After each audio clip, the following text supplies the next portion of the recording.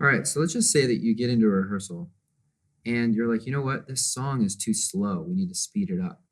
Or it's in the wrong key. Maybe you're not going to sing it anymore. You need someone else to sing it. And you need to change the key, but you don't have time to run back to your office and actually buy a different track.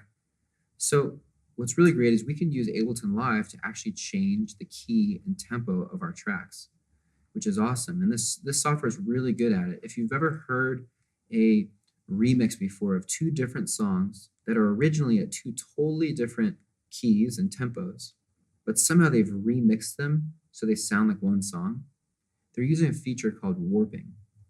It sounds like some sort of Star Wars thing, but what warping is it's a way of time stretching audio, speeding it up, slowing it down, without it losing its quality or its timing. And Ableton Live is great at warping. So let me just show you how to do that. All you do is when you double click on a clip, it'll bring up the clip overview window. And then in the left-hand side of the screen, there's a little button that says warp. And when I click that, it's going to analyze the audio. And every time it sees a downbeat, it's going to add a little marker. And now that Ableton Live has a reference of where all the downbeats are in the song, it knows how to time stretch it, so speed it up, slow it down, to keep everything in time with each other.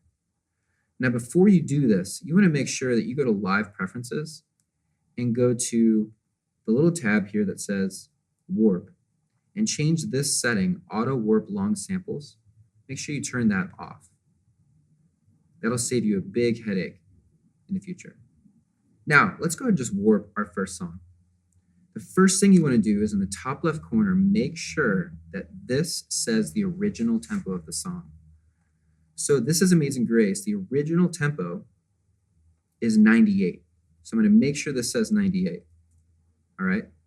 Now what I'm going to do is I'm going to click on one of these clips and hit warp. You know that it warped correctly if down here in this little white box where it says segment BPM, this should always say the original tempo of the song. Now you need to go through and warp every single one of these. If you warp one thing, you need to warp everything in the song. To save time, you don't have to do it one at a time. You can actually hold Shift to select all those clips and then click on warp.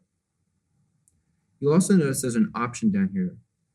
Beats is the warp, it's a warp mode. Beats is really good for if you're going to be warping just like a drum beat or percussion. But since we're warping like guitars and pads and keys, we want to change this to complex. And again, you can change them all to complex by just holding Shift, select them all, and then change the complex. Now that it's warped, I can change the tempo in real time. Check this out. And the click actually stays in time with my tracks.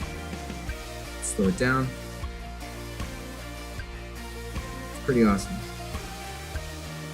You can also change the key. In the bottom left corner, there's this little knob that says transpose.